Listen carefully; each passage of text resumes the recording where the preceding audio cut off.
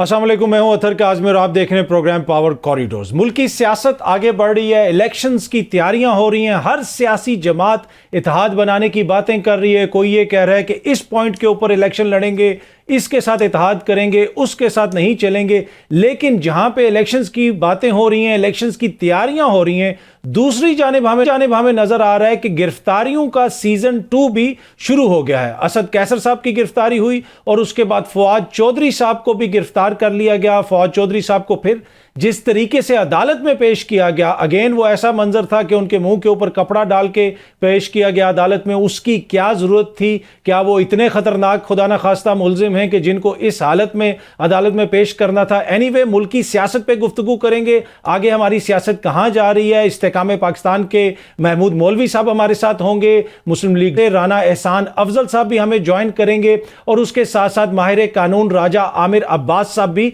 हमें ज्वाइन करेंगे। लेकिन सबसे पहले हम बात करेंगे फवाद चौधरी साहब की अहलिया हिबा चौधरी साहिबा से। उन्होंने हमें स्काइप पे ज्वाइन किया। हिबा, बहुत बहुत शुक्रिया, थैंक यू सो मच हमें ज्वाइन करने का। अच्छा, ऑब्वियसली मुझे अंदाज़ा है कि आपके ख़ानदान के लिए, आपकी फैमिली के लिए ये मुश्किल वक्त है, लेकिन क्या गिरफ्तारी से पहले फवाद साहब ने कोई आपसे किसी खदशे का इजहार किया था कि मैं दोबारा गिरफ्तार हो सकता हूं? क्योंकि खबरें तो यही आ रही थी कि उन्होंने तमाम मुकदमात वगैरह में जमानत करवाई हुई थी। नहीं, केसेस तो देखें अभी काफी सारे उन पे दर्ज थे और हम पेश भी हो रहे थे उसके अंदर। और जैसे कि ईसीपी का भी केस था आपका इलेक्शन कमीशन के पास, तो उनके पास भी वो बाकायदगी से पेश हो रहे थे और बाकी मुकदमात में भी हो रहे थे। लेकिन अभी रिसेंटली जो नोटिस घर पे मैंने रिसीव किया था, उसमें तो वो बेल उन्होंने अपनी करा ली थी, प्री अरेस्ट। और 2 एंटी करप्शन से जो नोटिस आए थे, उसमें भी हमने अपना लॉयर भेज दिया था। लेकिन ये कोई नया ही मुकदमा दर्ज हुआ है इनके बकौल, ये 22-22 में का मुकदमा है। लेकिन हमारे इल्म में ये मुकदमा कभी नहीं आया और ना जी हमने कभी सुना, ना कभी कोई टीवी पे रिपोर्ट हुआ कि ऐसी कोई बात मीडिया जी। में। अच्छा, ये इस मुकदमे में जो इल्ज़ाम लगाया गया है कि मुबैना तौर पे कोई रकम ली गई, क्या आपको पता था? आपसे कभी फौज साहब ने जिक्र किया कि ये पैसे यहाँ पे रख लें, या कोई ऐसे वो कहा गया ना कि जी उनको दे दिए गए थे और वो ले गए थे? कोई ऐसी चीज़ आपके नोटिस में थी? देखिए, सबसे बड़ी बात ये है कि जो मुद्दई हैं इस मुकदमे में, उनको तो ना हम जानते हैं और ना हमने कभी देखा और ना वो परसों या कल अदालत में पेश हुए हैं। जिसकी रकम होती है, अगर आपने किसी को दी होती है, तो वो तो सबसे पहले आके अदालत में खड़े होते हैं कि जी जज साहब, आप हमारे केस का फैसला करें और मेरी रिकवरी करवाएं। लेकिन हमने अभी तक ऐसे किसी भी बंदे को देखा ही नहीं है अदालत में कि कोई आया हो या कोई गया हो। और मैं ये अल्लाह को हाजिर नाजिर जान के, जैसे कि मैंने कल भी कहा था और मैं हल्फन बयान देती हूँ कि फवाद या मेरे इल्म में ऐसी कोई केस हमने हमारे सामने नहीं आया, ना उन्होंने कोई रकम ली, ना उन्होंने इस बंदे को देखा। और अगर आप ये सोचते हैं ये कहें कि जी पीडीएम हमें माफ कर देगी, ये तो नहीं हो सकता कि 1.5 साल में इनको कुछ पता ना चले और ये हम पे मुकदमा ना दर्ज कराते। अच्छा, ऑब्वियसली अब फवाद चौधरी साहब उस तरह हमें मुतहरिक सियासत में नज़र नहीं आ रहे, लेकिन इस्तेकाम पाकिस्तान पार्टी के कुछ लीडरान वगैरह थोड़ी बहुत तनकीद भी करते रहे कि क्योंकि चौधरी साहब खुल के सामने नहीं आ रहे। तो क्या इस्तेकाम पाकिस्तान पार्टी की लीडरशिप ने आपसे रब्ता किया फवाद चौधरी साहब की गिरफ्तारी के बाद? नहीं जी, मेरे से किसी ने राब्ता नहीं किया। मेरे से किसी की बात नहीं हुई, बल्कि मैंने अपने ट्विटर के ज़रिए तरीन साहब और ओन चौधरी साहब को पैगाम जारी किया था कि ये जितने भी आपके ये हैं इसके लौंडे लपाड़े आईपीपी के, ये जो बातें कर रहे हैं, ये ज़रा इनको थोड़ा सा गुरेज करें। ना इनका कोई करियर है, ना इनकी कोई हैसियत है इस वक्त सियासत में। अभी तो इनकी भी पोजीशन क्लियर तो नहीं है, क्योंकि पार्टी नहीं है। देखें, आई ड्यू रिस्पेक्ट सबका, कि अगर पॉलिटिकल पार्टी कोई बनी है तो उनको पूरा राइट है कंटेस्ट करने का, उनका हक है वो जिस तरीके की स्ट्रैटेजी इस्तेमाल करें सियासत में।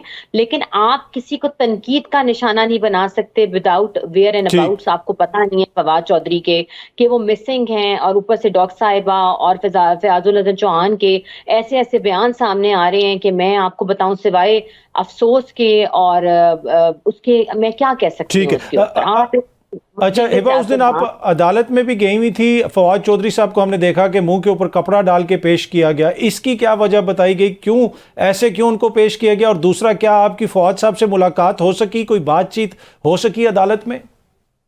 पहले तो जी वो मुझे तो समझ नहीं आई कि उन्होंने इस तरीके से क्यों पेश किया। मैं तो बड़े शौक में थी कि ठीक है, बाकी जितने भी मुल्जिमान आ रहे थे वो तो हथकड़ी लगे नहीं लगे नॉर्मल आ रहे थे, लेकिन मुझे नहीं समझ आई कि ये सब करने की क्या वजह थी और क्यों किया।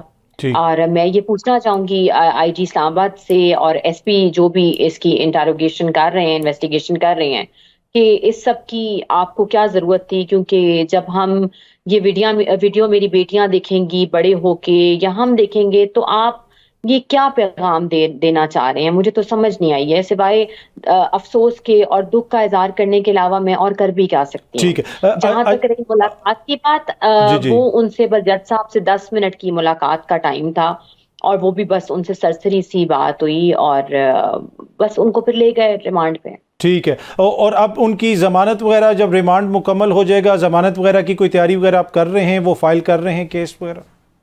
नहीं, अभी तो वो रिमांड पे है जी, कस्टडी में उनके, और उसके बाद कल उनको पेश करेंगे। 2 दिन रिमांड पूरा होगा, ठीक। तो कल उनको पेश करेंगे। तो अब कल देखें कि इन्होंने मुकदमे में क्या इन्वेस्टिगेशन की है, रिमांड मांगते हैं, जुडिशियल करते हैं या बरी करते हैं। आई हैव ठीक। नो आइडिया अबाउट इट, क्योंकि मेरी अभी तक रसीद नहीं है उन तक ना। ठीक है हिबा, बहुत बहुत शुक्रिया, थैंक यू सो मच। अच्छा महमूद मौलवी साहब, आपने सुना हिबा साहिबा से अभी हमारी गुफ्तगू हो रही थी, वो ये कह रही थी कि अभी तक इस्तेकाम पाकिस्तान पार्टी से किसी ने हमसे राब्ता नहीं किया, बल्कि उन्होंने दबे दबे अल्फाज में गिला शिकवा भी किया कि कुछ रहनुमा इस किस्म के बयानात दे रहे हैं इस मुश्किल वक्त में जो उनको नहीं देने चाहिए। तो फवाद चौधरी साहब तो सर आपकी जमात का हिस्सा हैं, क्या आप लोग उनके लिए कुछ कर रहे हैं और आपको कोई है आइडिया कि क्यों उनको गिरफ्तार किया गया? बिस्मिल्लाहिर्रहमानिर्रहीम। देखिए, मैं जो है जो भी हमारी पार्टी के लोग फवाद चौधरी साहब के ख़िलाफ़ बयान दे रहे हैं, मैं इसकी मजम्मत करता हूँ। दूसरी चीज़, मेरी जो एक छोटी बहन से मेरी ख़ुद बात हुई थी कल इत्तेफाक से, ये मैं आपको बता दूँ, वो इस वक्त लाइन पे है या नहीं है। मेरी ख़ुद बात हुई थी कल दोपहर को उनसे, और ये जो देखें, मैंने कल भी टीवी पे मजम्मत की थी कि जो तरीक़े कार इस्तेमाल हुआ था उनको लेके आने का कोर्ट में, वो गलत था। देखें, केसेस बनते हैं, पॉलिटिकल आदमी है, केसेस अगर हैं उनके ऊपर वो फेस करेंगे, और कोई भी हो, मगर जो तरीका है वो गलत था। और ये मैं आपको बता दूं कि मैं जो है काफ़ी कोशिश कर रहा हूं कि देखें जो है बैठ के कि क्या उनको हल करें, क्योंकि देखें जो केसेस हैं वो तो हम कोर्ट में बात कर रहे हैं, और मेरे ख्याल से उनके छोटे भाई जो हैं वो बड़े लॉयर हैं और वो खुद भी उसको परसू कर रहे हैं। ठीक। और जो मैं देख रहा हूँ इंशाल्लाह वो उससे क्लियर ही होके आ जाएंगे, और मैं पूरा उनके साथ हम खड़े हैं। मैं तो कम से कम खड़ा हूँ क्योंकि मेरे उनके साथी ताल्लुकात भी हैं, और जो उनकी मिसेज है मेरी छोटी बहनों जैसी, बल्कि बेटियों जैसी मैं कहूँ। तो सर अभी तक वो इस्तेकाम पाकिस्तान पार्टी का हिस्सा है ना, इसमें तो कोई दो राय नहीं है? नहीं, बिल्कुल, देखिए इसमें कोई दो राय नहीं है कि वो इस्तेकाम पाकिस्तान पार्टी का हिस्सा है। और देखें, ये ज़रूरी नहीं है कि हर इस्तेकाम पार्टी का जो कैंडिडेट हो वो एक्टिवली हो, क्योंकि उसकी वजह ये है कि वो थोड़ा वुड से इतने एक्टिव नहीं है। मगर इसमें कोई बात नहीं, एक्टिव कुछ लोग एक्टिव होते हैं, कुछ लोग जो है देर से एक्टिव होते हैं। ये तो जो है अपनी अपनी राय है। ठीक है। उसमें देखें, मैंने बहुत दफा कहा है कि और अगर वो खुदा न खास्ता इस्तेकाम में पाकिस्तान पार्टी में नहीं भी आना चाहते तो भी कोई बात नहीं है। देखिए, किसी को ज़बरदस्ती लाना नहीं चाहेंगे। उसकी वजह ये देखें, अभी इलेक्शन सर पे आ रहे हैं, इलेक्शन लोग लड़ेंगे, जो अपने खुशी से आएगा वही इलेक्शन लड़ेगा ना। वो इलेक्शन लड़ेगा, फ्रंट पे आएगा। वो जिसको अगर वो आना नहीं चाह रहा है ज़बरदस्ती, तो आप उसको किसी को ला के कितनी देर बिठा देंगे? ठीक है। तो ठीक है, मेरा ज़ाती ये राय है। ठीक है। अच्छा राना एहसान अफजल साहब, जब आप बात करें कि कोई एक्टिव नहीं है, तो उसमें अब ऐसे लग रहा है कि आपकी जमात भी जो पहले बड़ा एक जलसा कर दिया, एक पावर शो कर दिया, उसके बाद अब हमें आप लोग उतने एक्टिव नज़र नहीं आ रहे कि जनाब वो जलसे जो होने थे, हम एक्सपेक्ट कर रहे थे कि सारे जो बड़े बड़े शहर हैं उनमें बड़े बड़े जलसे होंगे। आप फैसलाबाद में बैठे हुए हैं, दीगर जगहों पर आपकी बड़ी सपोर्ट है, तो क्या वजह है सर, ये क्यों जलसे क्यों नहीं कर रहे मियाँ साहब? बिस्मिल्लाहिर्रहमानिर्रहीम। अतर साहब, आपकी बिल्कुल एक्सपेक्टेशन के मुताबिक, बल्कि उससे बढ़ के हम जलसे करेंगे और हर शहर, हर बड़ी डिवीजन के अंदर जो है, डिस्ट्रिक्ट के अंदर ये जलसे मुनक्किद किए जाएंगे। देखिए, हमारी पार्टी ने अभी 10 नवंबर की डेडलाइन दी है, जिसके अंदर पार्टी कैंडिडेट्स अपने टिकट्स की एप्लीकेशन जो है वो सबमिट करा रहे हैं। एक ये मरला है, बड़ा इंपॉर्टेंट मरला है कि कैंडिडेट्स की सिलेक्शन, सबमिशन, और उससे अगले 10 दिन में हमें उम्मीद है कि हमारी जो टिकट्स की फाइनलाइजेशन है वो हो जाएगी। इसी तरह पार्लिमानी बोर्ड जिसने टिकट देने हैं वो भी तश्कील दिया जा रहा है। फिर 11 को हमारा जनरल काउंसिल का इजलास है। तो पार्टी टोटली गेयर्ड अप है। आज मियां साहब ने फॉर्मली तौर पे अपनी मीटिंग्स का आगाज कर दिया है पार्टी के मुतल्लिक। वो आज हमारे सेक्रेटेरिएट आए। तो मैं तो समझता हूं कि पीएमएलएन को अगर आप कंपेयर करें बाकी जमातों के साथ, तो हम आपको ज्यादा आगे नजर आएंगे। वाहिद पार्टी है जिसने टिकट्स की एप्लीकेशंस कॉल कर ली हैं। तो हम इलेक्शंस की तरफ बिल्कुल गामजन है और जल्द ये टिकट्स जब फाइनलाइज होते हैं लोगों के, तो उसके साथ ही हमारा एक स्केड्यूल लॉन्च हो जाएगा जो पूरे पाकिस्तान के अंदर जलसों का और रैलीज का एक जो है वो उसके अंदर टाइम टेबल आ जाए। ठीक, ये जो आपने कहा ना कि हम दूसरी पार्टी से आगे नजर आते हैं, ये गिला शिकवा तो दूसरी पार्टीज भी कहती हैं कि ये हमें बहुत ही ज्यादा आगे नजर आ रहे हैं और इससे थोड़े थोड़े वो इनसिक्योर भी होते हैं। अच्छा राज साहब, अब मियां साहब ने ऑब्वियसली सियासी यहाँ पे अपनी मुहिम भी चलानी है, जलसे जुलूस भी करने, तो आपको लगता है कि उनके लीगल मसाइल जो हैं वो इसमें आड़े नहीं आएंगे?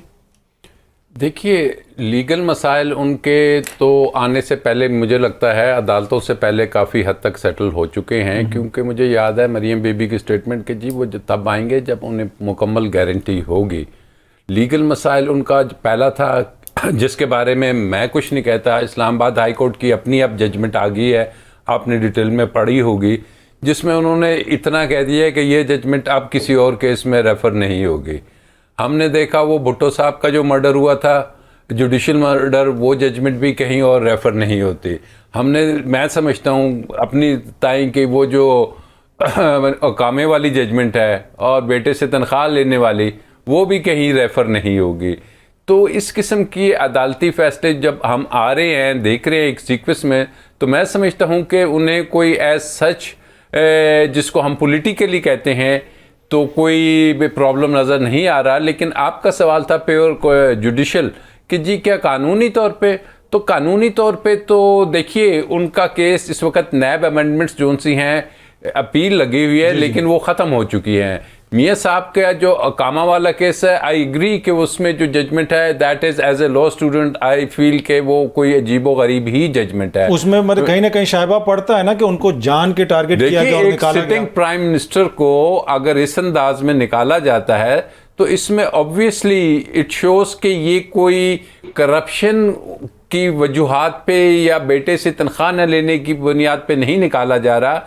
ये वही निकाला जा रहा है कि जो हम देखते आए माजी में भी और उसके बाद भी हमें नज़र आया। लेकिन अगर हम उनको जो दूसरा केस है नैब वाला देखते हैं, तो वहाँ पे उन्हें जो नैब कवानीन हैं, अदालत की मैं बात नहीं कर रहा, कानून की बात कर रहा हूँ कि कानून के तहत उनके जो पब्लिक ऑफिस होल्डर थे उन्होंने कहा ये वो हैं शवाहिद। अब भी वही क्वेश्चन है, सेक्शन 40 हैज़ अगेन बीन री इंसर्टेड, जो कहता है कि पब्लिक ऑफिस होल्डर ने अपने बच्चों की उनकी प्रॉपर्टीज़ की देनी है कि जी ये उसका सोर्स ऑफ इनकम था या बच्चों का था या मेरा था, और ये वो मनी ट्रेल है। ठीक है, अब हाई कोर्ट देखेगा कि क्या उसी फाइल में से जो ट्रायल कोर्ट को मनी ट्रेल नज़र नहीं आया, क्या हाई कोर्ट को वो मनी ट्रेल नज़र आ गया, क्या हाई कोर्ट को वो सोर्स ऑफ इनकम भी मिल गई। तो ये फैसला हाई कोर्ट करेगा कि जी क्या उसको वाकई ही जो ट्रायल कोर्ट को नज़र नहीं आया था गवाहों के बाद, अब कहीं से वो शायद सरफेस करके नज़र आ जाए। बट लेट्स वेट, पेश कर दें, इसलिए कि मियां साहब ने तो पार्लियामेंट में कहा था अज़ूर वो ज़राए हैं, he cannot file anything now. It is all the evidence that has been recorded वही होगा, क्योंकि उन्होंने तो पेश की हैं वो 2-3 चीज़ें, वो कतरी ख़त वगैरह जोन सा था, तो अभी उसी को रीडिंग और मिस रीडिंग और नॉन रीडिंग होगी। लेट्स सी कि क्या उसी से फैसला होगा। अच्छा महमूद मौलवी साहब, अब मुख्तलिफ जमातें एक दूसरे के साथ रब्ता कर रही हैं। आज ये भी खबरें आ रही हैं कि MQM से भी नून लीग का रब्ता है, पीपल्स पार्टी से भी नून लीग के सुना है कि शायद कोई रब्ता हो। अब इस्तेहकाम पाकिस्तान पंजाब में तो सर हमें बड़ी मुतहरिक नज़र आ रही है, लेकिन सिंध की साइड पे कराची में आप बैठे हैं, आप माजी में भी रुकने कौमी असम्बली रह चुके हैं, तो वहाँ पे आप लोगों ने किसी से रब्ता किया, आप कोई सियासी इत्तेहाद करेंगे, क्या हिकमत अमली है आपकी?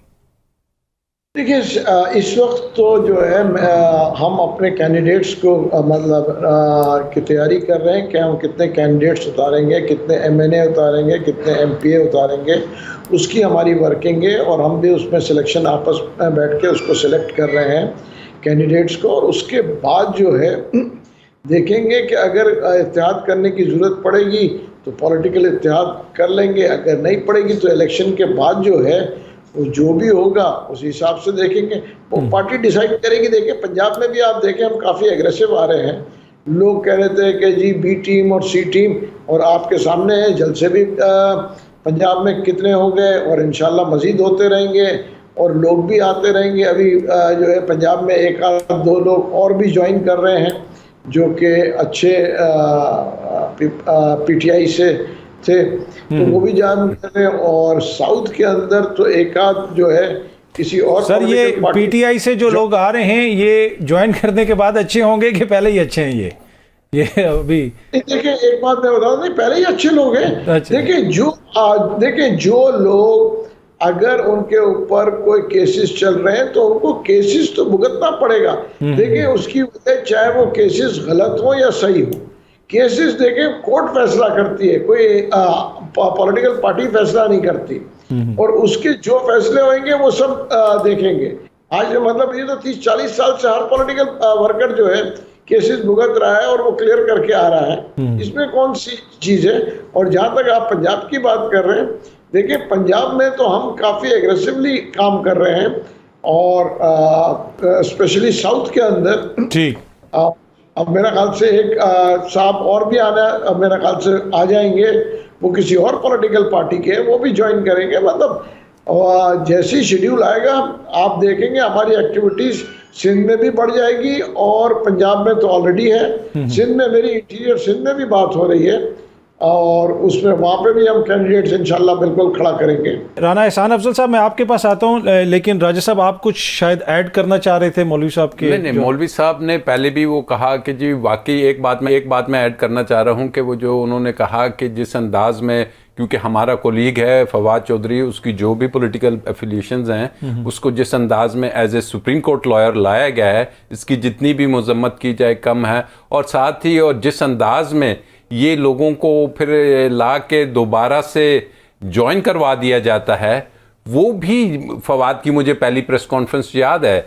और उसके बाद अभी मौलवी साहब ने बात की कि जी कुछ लोग और भी आ रहे हैं, और ये एक ऐसी काज़मी साहब फ्लाइट है कि जब वो टेक ऑफ करने वाली होती है, पता होता है कि ये आ रही है। आप भी बड़ा ट्रैवल करते हैं कि जब आप कोई एमिरेट्स की या अबू धाबी की फ़्लाइट से जाते हैं तो वो लाजमी उधर टच करती है। इसका भी इस फ्लाइट का ये है कि आती तो इस्लामाबाद या पाकिस्तान है, लेकिन बीच में एक दफ़ा किसी जेल को ज़रूर टच करती है, किसी ऐसे। तो आप कह रहे हैं ये इस्तेकाम पाकिस्तान को एयरपोर्ट है जो फ्लाइट आती है या हेलीकॉप्टर आता है या जो भी है, पहले फ्लाइटें पहले भी चलाई हैं, लेकिन ये जिसका रूट है ना, ये एक बड़ा स्पेशल रूट है कि ये लैंडिंग से पहले ज़रूर अपने वो जो होम कंट्री है उधर से होके फिर आएगी। अब देखें कि जनाब उसके बाद हम तो वो फवाद के हवाले से एक स्टेटमेंट जो मैंने एक दो सुनी इस्तेकाम पार्टी की, वो हमारी पुरानी एक कोलीग हैं उनकी आपा की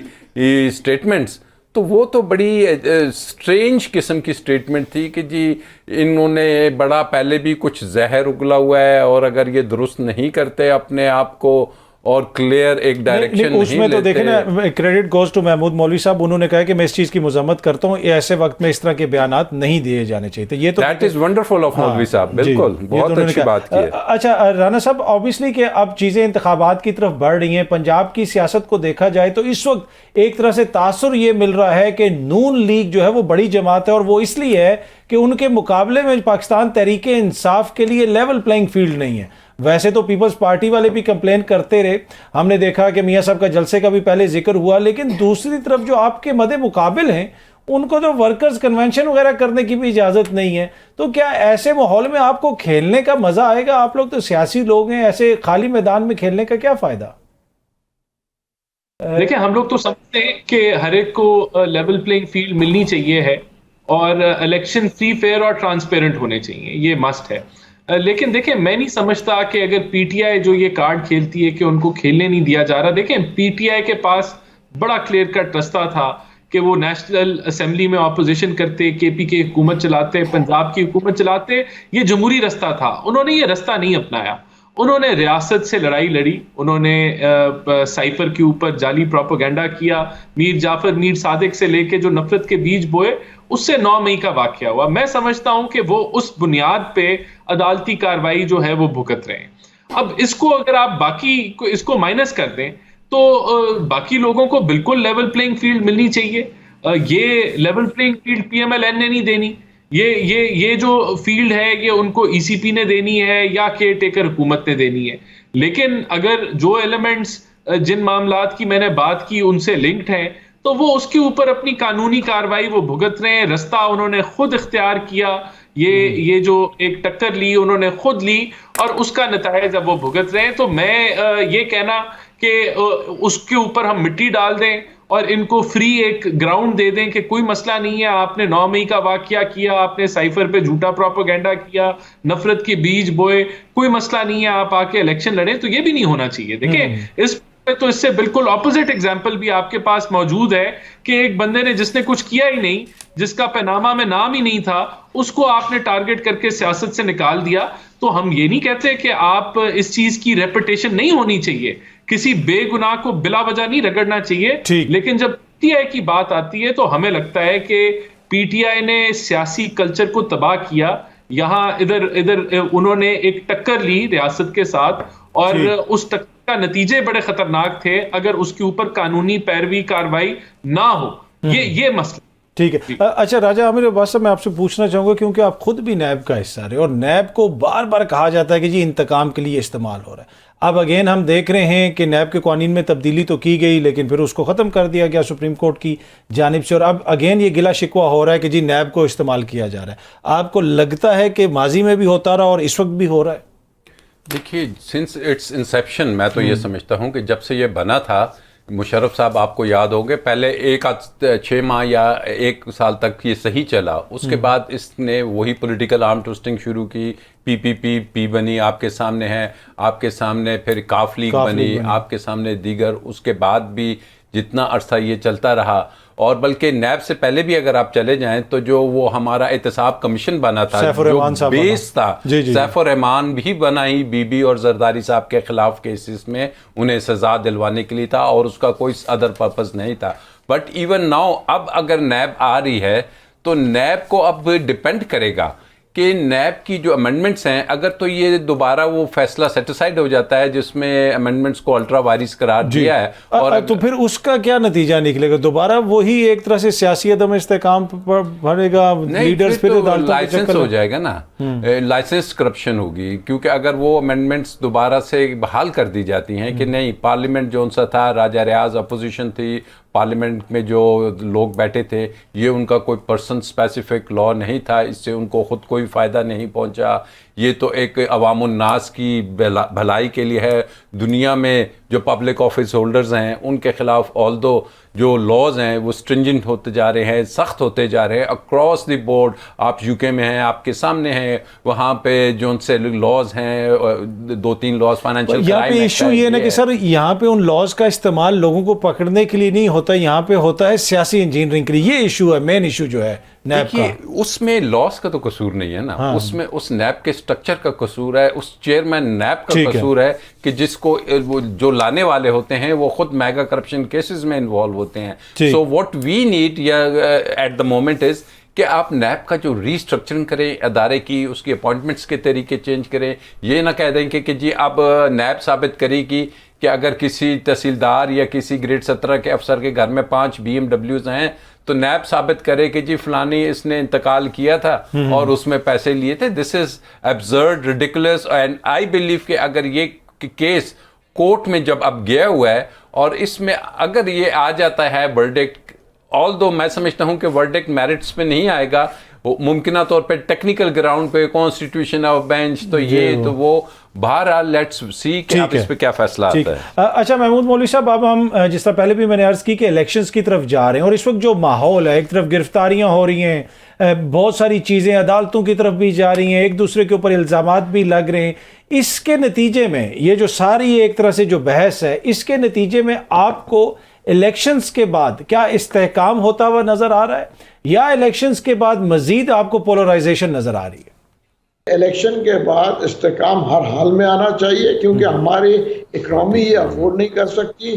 और खुदा न खास्ता अगर सारे पॉलिटिकल पार्टीज को मैं कह रहा हूँ, अगर वो इस्तेहकाम लाने में नाकामयाब गए और आपस में लड़ना झगड़ना शुरू किया, तो तीसरी कुव्वत जो है 100% जो है वो आना है, और वो मजबूरी है कि उनको आना पड़ेगा, क्योंकि मुल्क को पहले चीज़ है मुल्क, और हमें मुल्क को और इकनॉमी को बचाने के लिए अगर ये हम आपस में ही लड़ते रहेंगे तो फिर मेरे ख्याल से हमें शिकवा नहीं करना चाहिए जब कोई तीसरी कुव्वत आएगी, क्योंकि वो ये अफोर्ड नहीं करेंगे कि ये मुल्क तबाह हो जाए और यहाँ पे खाना जंगी हो और क्या कहते हैं कि दूसरे दुश्मन ममालिक जो है हम पे हमलावर हो। ठीक है, तो ये हमारे सारे पॉलिटिकल पार्टीज का काम है कि इलेक्शन के बाद बैठ के जो हारे वो उसको एक्सेप्ट करे और इसको हम खुशनुदी से लेके आगे चलें। ठीक है। अच्छा राना एहसान अफजल साहब, गुज़िश्ता रोज़ हम सुन रहे थे, क्लिप्स वगैरह भी वायरल हुए हैं, इसहाक डार साहब हालिया जो सेनेट का इजलास हुआ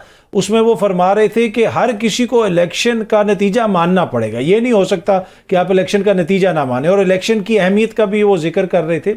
अब ये वही इलेक्शंस हैं जिनके हवाले से मोज़ेज़ इसहाक डार साहब कहते थे कि व्हाट इलेक्शंस, और कौमी असेंबली में खड़े होकर कहते थे कुछ अर्सा नहीं होंगे तो क्या असर पड़ेगा। तो ये देखें ना कि उस वक्त क्या था, अब क्या मौक़िफ़ है। अब आपको लगता है कि थोड़ी सी जहाँ पे जो 2 सूबों के अंदर देर हुई उससे नुकसान पहुंचा है सियासी अमल को?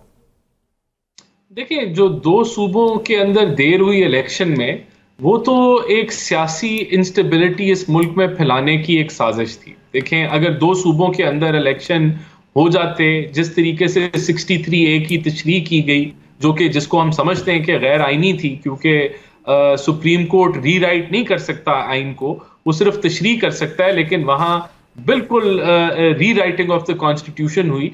तो अगर उस वक्त ये करा दिए जाते तो मुल्क में एक साइकिल इंस्टेबिलिटी का स्टार्ट हो जाता और पॉलिटिकल इंस्टेबिलिटी बढ़ती कम ना होती।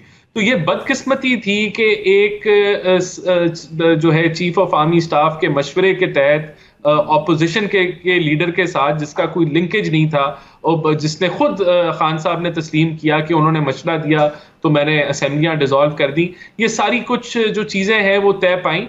तो मैं नहीं समझता कि ये जो है इससे नुकसान पहुंचा है। ये बड़ा लाजिम था कि इलेक्शन जो है वो पूरे पाकिस्तान में एक साथ हो। ठीक है। अच्छा, अब ऑब्वियसली देखें जो हमारी सियासी सूरत हाल है वो मईशत के साथ भी जुड़ी हुई है। बड़ा सियासी इत्तेहाद 16 माह इस मुल्क में हुकूमत करते रहे, डॉलर नीचे नहीं आया, दीगर मसाइल हैं। फिर हालिया दिनों में हमने देखा जब निगरान हुकूमत आई तो आर्मी चीफ ने दिलचस्पी ली, इदारों ने उसमें अपना किरदार अदा किया और बहुत सारी चीज़ों में बेहतरी आई। तो अब क्या गारंटी है कि इलेक्शंस के बाद आपकी हुकूमत आती है, किसी और सियासी जमात की हुकूमत आती है, अफगान ट्रांजिट जो ट्रेड है उस पर आप क्या करेंगे, दीगर जो मामलात हैं उस पर आप क्या करेंगे, ये जो SIFC का जो मसला है उस पर आप क्या करेंगे। तो सियासी जमातें क्या तैयार हैं इन पॉलिसीज़ को आगे ले जाने के लिए, या फिर दोबारा ये सारी जो जितना भी ग्राउंड हमने गेन किया है वो सियासत की नजर हो जाएगा? देखिए अतर साहब, सबसे पहली बात तो ये SIFC को बनाने वाले PDM की हुकूमत थी। दूसरा, मैं आपको यकीन से कह रहा हूं कि अगर जिस तरह 16 महीने जो फैसले हमने किए, जाते हुए आखिरी हफ्तों में भी बिजली महंगी करके चले गए, पेट्रोल महंगा किया, क्योंकि IMF के मुआहदे को इंटैक्ट रखना था। हम भी फील गुड फैक्टर दे जाते, चीज़ों को सस्ती कर देते आर्जी तौर पे, मुल्क की मईशत को और IMF के मुआहदे को खाई में फेंक देते, तो ये जो बेहतरी आपको नजर आई है केयर टेकर सेटअप में, ये नजर ना आती। तो ये इस चीज का आगे जाके मैं आपको ये बता रहा हूं कि हमारे पास अब गलतियों की गुंजाइश नहीं है। सबको, जितनी भी जमातें हैं, माशी तौर पे हमारे पास बड़ा एक पतली गली का रास्ता है कि हमने इस मुल्क को खाई से निकालना है। तो ये लड़ाई झगड़े के माहौल में तो ये नहीं निकलने लगा मुल्क इस माशी खाई से।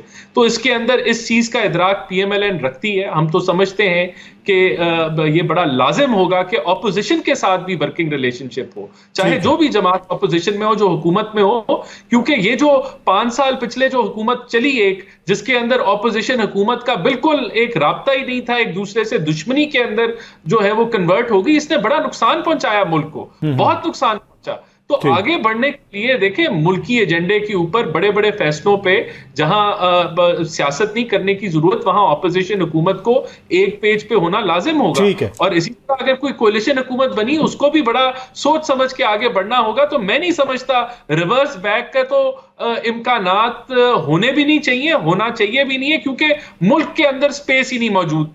अगर आप और गलतियां करके जो है ये मुल्क बैठ जाएगा। ठीक है, गलतियों ठीक है। यहाँ पे वक्त हुआ एक छोटी सी ब्रेक का। जब ब्रेक से वापस महमूद मौलवी साहब से पूछेंगे कि अब आगे हल क्या है। अच्छा महमूद मौलवी साहब, अब आपकी जमात में बहुत सारे ऐसे लोग हैं जिनका ताल्लुक पाकिस्तान तहरीक इंसाफ से है, दीगर जमातों से भी है, और इस वक्त एक ज़रूरत महसूस हो रही है कि किसी किस्म का जो है ना जिसे आप ग्रैंड डायलॉग कह लें, या किसी चीज, एक ऐसी चीज़ हो जिसपे सारे मुतफिक हों, सारी सियासी जमातें मुल्क को आगे लेके चलें। तो क्या आपकी जमात इसमें कोई किरदार अदा कर सकती है? आपके जो कोलीग्स हैं, जो साबका कोलीग्स हैं पाकिस्तान तहरीक इंसाफ के अंदर और दीगर जमातों से जो आपके राब्ते हैं, क्या ये कोई ऐसी सूरत हाल निकल सकती है या फिर अब बहुत देर हो चुकी है? नहीं, मेरे ख्याल से देखिए देर नहीं हुई है, सूरत हाल निकल सकती है। और जैसे मिसाक जमहूरियत बनाया, पहले तो हमें मिसाक मईशत एक बनानी पड़ेगी। उसकी वजह ये कि आने वाले इलेक्शन में, ये मैं आपको बड़े वाज़े बता दूं कि क्लियर मेजॉरिटी किसी के पास भी नहीं होगी। ये एक इलेक्टेड नेशनल गवर्नमेंट बनेगी और वही इस मुल्क को चलाएगी। अगर कोई भी पार्टी समझ रही है कि वो क्लियर मेजॉरिटी, 2/3 मेजॉरिटी लेके आएगी, तो मैं ऐसा देख नहीं रहा हूँ। और जब हमें इलेक्टेड नेशनल गवर्नमेंट बनाना है तो हमें सबको साथ लेकर चलना है। अभी मेरे भाई जो PMLN के थे, उन्होंने भी कहा कि हम अफोर्ड नहीं कर सकते इस वक्त। देखिए, मुल्क किसी कॉस्ट पे अफोर्ड नहीं कर सकता है कि आपस में इत्तेफाक ना हो इलेक्शंस के बाद। और हम सब बैठ के इसको कोई ना कोई तरीके से एक हुकूमत बना के, चाहे जो भी जीते उनके साथ होंगे या कोई ऑपोजिशन में होगा, मगर एक बड़ी खुशनुदी से इसको लेके चलना पड़ेगा। ठीक है। अच्छा राजा आमिर अब्बास साहब, आप माहिर कानून और आइन हैं। अब इस वक्त लगता है ऐसे है कि देखें, एक ही आइन के तहत आप भी इस मुल्क में ज़िंदगी गुजार रहे हैं, तमाम मोअज़्ज़िज़ शख्सियत जितने भी लोग हैं यहाँ पे, सब वही आइन है जो आपको बताता है कि रियासत में आपने अपनी ज़िंदगी किस तरह गुजारनी है, सियासत किस तरह करनी है। एक तरफ हम देख रहे हैं उस आइन के तहत जो लोग हैं वो जलसे भी कर रहे हैं, जुलूस भी कर रहे हैं, वो मीनार पाकिस्तान पे भी जा रहे हैं। दूसरी तरफ उसी आइन के तहत सियासत करने वाले गिले शिकवे कर रहे हैं। अब इसमें आपको कहीं ना कहीं लगता है कि गिले शिकवे ज़रूरत से ज़्यादा हो रहे हैं और सियासी पॉइंट स्कोरिंग हो रही है, और अदलिया के होते हुए, आज़ाद अदलिया के होते हुए कैसे हो सकता है कि जनाब लोगों के हकूक़ इस हद तक सल्ब कर लिए जाए? काज़मी साहब, इलेक्शन जो सा है ना, ये ज़हन में रखिए, किसी तारीख दे देने का नाम नहीं है, या किसी पोलिंग नहीं है। इलेक्शन एक प्रोसेस का नाम है कि जब वो अनाउंस होता है, उसके बाद जो पॉलिटिकल पार्टीज़ होती हैं वो आवाम के पास जाती हैं, कैंपेनिंग करती हैं, इलेक्शनिंग करती हैं। ये तमाम चीज़ें इलेक्शन की डेफिनेशन में आती हैं। वो लोगों से बात करके बताती हैं कि जी आपको के पास हम आ रहे हैं, आपने मुतय्यन करना है कि आपका अगला जौन सा है लीडर है, इस मुल्क को हुक्मरान है, वो कौन होगा। लेकिन अगर हुकूमत और आवाम के दरमियान मिसट्रस्ट हो जाए, और जो ये मैं इसकी बात कर रहा हूँ केयर टेकर्स की, और अगर ये मैसेज चला जाए कि जी अगला तो लीडर है ही ABC, कोई क्लियर एक पैगाम दिया जाएगा, तो फिर पार्टीज़ में भी डिस्ट्रस्ट होगा। और कल मैं एक शो में, टॉक शो में बैठा था, विदाउट नेमिंग एनीबॉडी, तो मुझे सुन के बड़ी हैरानी हुई। आपका इशारा इस वक्त लेवल प्लेइंग फील्ड की तरफ है ना, यकीनन। तो उन्होंने कहा कि जी जिस पार्टी की बात कर रहे हैं उसमें लेवल प्लेइंग फील्ड तो उनके अपने हाथ में है, PTI के। इमरान खान साहब को चाहिए कि वो अपने आप को माइनस करें और level playing field is there. This is, अगर ये सोच है कि जी इसको लेवल प्लेइंग फील्ड हासिल करना अगर उनको चाहिए, तो फिर यहाँ पे तमाम पॉलिटिकल पार्टीज को ये सोचना होगा कि ये जो कह रहे हैं कि जी हम एक कोलिशन गवर्नमेंट बनाएंगे, पीडीएम से भी एक कोलिशन गवर्नमेंट थी। आपने नतीजा देखा कि आज पीपल्स पार्टी क्या कह रही है। आपने बीएनपी के अख्तर मेंगल साहब को देखा वो आज क्या बात कर रहे हैं। एमक्यूएम का भी कोई पता नहीं किस वक्त वो कुछ कह बैठे। तो ये वो चीज़ें हैं कि जहाँ पे या तो ये फार्मूले के तहत आपने सेटल करना है कि जी सदर A, prime minister B, Punjab C. It should not happen like this कि बंदर बांट नहीं होनी चाहिए। इसको थोड़ा सा अवाम को इसमें ऐसा एक फीलिंग देना चाहिए कि ये फैसला उन्होंने करना है। ठीक, अरे ये बड़े इंपॉर्टेंट पॉइंट हैं कि आप पीपल्स पार्टी भी दीगर इत्तेहादी भी जो है कंप्लेन कर रहे हैं, लेकिन 16 माह के दौरान जिस वक्त वजारतें एंजॉय कर रहे थे उस वक्त किसी किस्म का कोई गिला शिकवा इन्होंने नहीं किया। अगर उस वक्त करते तो शायद थोड़ा बेहतर होता। एनीवे राना साहब, अब तो आपकी पार्टी की जो सीनियर क़यादत है मरियम औरंगज़ेब साहिबा भी फरमा रही हैं कि लेवल प्लेइंग फील्ड का रोना वो लोग रो रहे हैं जिनको सामने शिकस्त नजर आ रही है। लेकिन ये तो अभी तो लोग रो रहे होंगे लेवल प्लेइंग फील्ड के हवाले से, लेकिन जब आप लोग इस हवाले से गुनगुनाते थे या अच्छी बातें करते थे लेवल प्लेइंग फील्ड के हवाले से, तो आप लोग क्यों करते थे, क्यों कहते थे कि जी हमें लेवल प्लेइंग फील्ड चाहिए? देखें, सबसे पहली बात तो ये कि ये कोई बंदर बांट नहीं होने जा रही। लोगों ने वोट डालने, लोगों ने सिलेक्ट करना है कि कौन ऐवान जो पार्लियामेंट है उसके अंदर उसका मेंबर बनेगा। तो ये तासर देना कि ये हंग पार्लियामेंट ही आएगी, देखिए हम कुछ नहीं कब्ल कह सकते। ये तो डिपेंड करता है कि अवाम क्या लहर, एंड में क्या इलेक्शन माहौल बनता है, क्या लहर बनती है, कौन पार्टी अपना नैरेटिव अच्छा स्ट्रॉन्ग बिल्डअप कर पाती है और अपने अवाम को अट्रैक्ट कर पाती है। तो ये सारी चीज़ें तब डिसाइड होंगी। हम बिल्कुल पुरुमीद हैं कि हम पंजाब को क्लीन स्वीप करेंगे। हमें तो फिर कैसे हंग पार्लियामेंट्स बनेंगी। तो ये कहने का मतलब ये कि ये और बात ये है कि बिल्कुल आरटीएस नहीं बिठाना चाहिए। हम तो कह रहे हैं, मैंने आपको पहले भी कहा कि पनामा से इकामा नहीं निकालना चाहिए, या अगर किसी ने कोई जुर्म नहीं किया या किसी चीज में कोई मुलव्विस नहीं है उसके साथ कोई ज्यादती नहीं होनी चाहिए। देखिए, पीटीआई का बार बार हवाला देना, पीटीआई के पास बड़ा अच्छा रास्ता मौजूद था, वो जमहूरी रास्ता था, उन्होंने नहीं अपनाया। उन्होंने इस मुल्क के अंदर नफरत के बीज बोए जिससे 9 मई का वाकया हुआ। आज वो उस वजह से भुगत रहे हैं, उस वजह से वो एक मसले, ये 9 मई को हम इतना लाइट ना ले कि ये कुछ नहीं था, बहुत बड़ा वाकया था। और अगर ऐसे वाकयात को ऊपर आप फुल स्टॉप नहीं लगाएंगे, इनको ब्रेक नहीं लगाएंगे, तो फिर आगे क्या रह जाएगा? फिर तो आप अवाम को जो है वो एनआरकी की तरफ लेके जा रहे हैं, इस मुल्क को एनआरकी की तरफ लेके जा रहे हैं।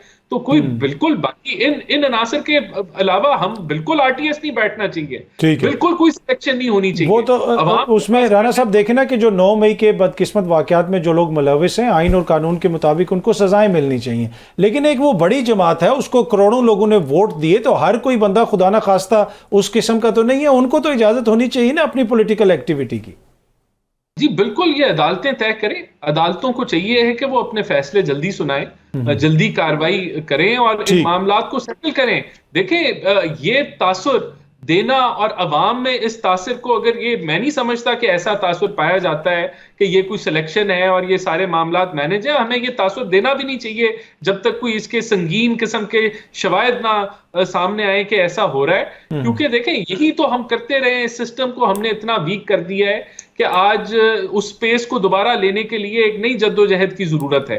तो ये मैं समझता हूं बड़ा लाजिम है कि हम इस सिस्टम को सपोर्ट करें और इसको शफाफियत इसमें होनी चाहिए। पीएमएलएन शफाफियत का खुद डिमांड करती है। इस इलेक्शन को फ्री फेयर ट्रांसपेरेंट होना चाहिए, लोगों को, पार्टीज को इस इलेक्शन को तस्लीम करना चाहिए। यही वजह है कि मियां साहब भी बिल्कुल रीच आउट करेंगे, जो मुख्तलिफ पार्टीज हैं उनके लीडर्स के साथ मिलेंगे, बातचीत भी करेंगे, ताकि ये देखें हम अपने ही इस खेल को अगर हम इतना कमजोर कर दें कि ये खेल जो है, जो जमहूरियत का जो एक प्रोसेस है, कि वो है ही, वो प्रोसेस ही सारा मनूवर्ड है या रिग्ड है, तो इस प्रोसेस से फिर आगे बढ़ने का कोई फायदा नहीं होगा।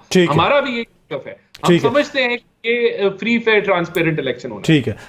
अच्छा, अब ऑब्वियसली जिस तरह राणा साहब ने भी कहा कि अदालतों को भी जल्दी फैसले करने चाहिए, हम देख रहे हैं कि आने वाले दिनों में एक और केस भी आ रहा है सुप्रीम कोर्ट के अंदर परवेज़ मुशर्रफ साहब के हवाले से। अब तो वो इस दुनिया में भी नहीं रहे, लेकिन वो बड़ा इंपॉर्टेंट, उनके ऊपर गद्दारी का मुकदमा वगैरह चलाया गया, सजाए मौत दी खुसूसी अदालत ने। तो आप समझते हैं कि इतना टाइम सुप्रीम कोर्ट को उस मुकदमे के ऊपर सर्व करना चाहिए, उसको सुनना चाहिए, इसलिए कि अब तो उस दुनिया में नहीं रहे। लेकिन दूसरा आर्ग्यूमेंट ये है कि क्योंकि ये आइन के हवाले से है, इस वजह से इसकी इंपॉर्टेंस है, इसमें वाज़ेह होनी चाहिए। देखिए, इसमें दो पहलू हैं इस केस में। एक तो जो क्रिमिनल जूरिस्प्रूडेंस है वो कहती है कि जो ऑफेंस होता है वो अबेट हो जाता है, ख़त्म हो जाता है with the death of the person who has committed the offence. वो किसी भी जगह अगर कोई शख्स फोत हो जाता है, तो चाहे वो कत्ल का केस हो चाहे वो, लेकिन यहाँ पे एब्रोगेशन ऑफ कॉन्स्टिट्यूशन है।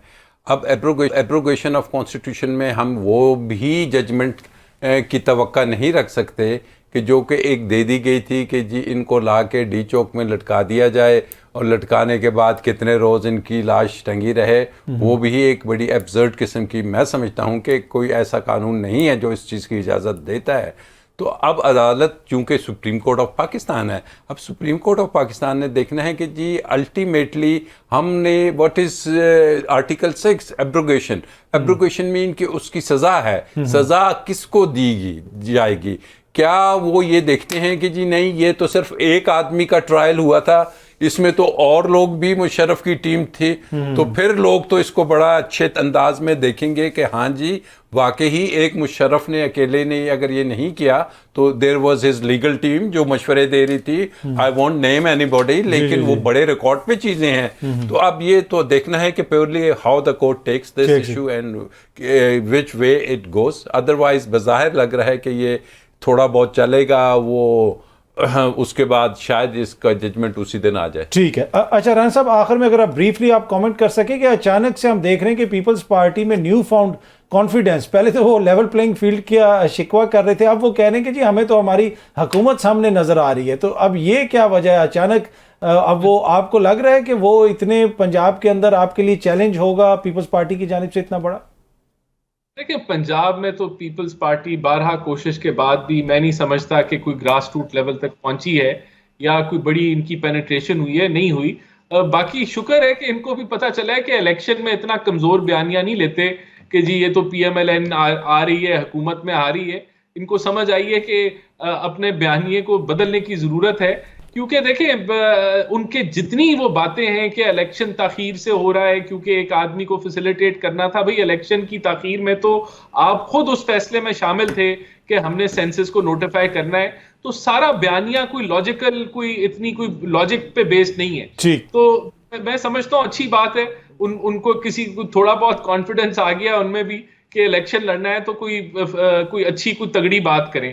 देखें, इलेक्शन में हर एक को एक अच्छी उम्मीद के साथ जाना चाहिए और PMLN इंशाल्लाह ताला जो है एक बड़ी पार्टी बन के एक जो चारों सूबों में जिसकी नुमाइंदगी होगी उभर के आएगी। ठीक है। राना साहब आपका, राजा साहब आपका और महमूद मौलवी साहब आपका भी, तीनों शख्सियत का शुक्रिया। कल अगेन आप लोगों से इसी टाइम पे मुलाकात होगी। Thank you very much.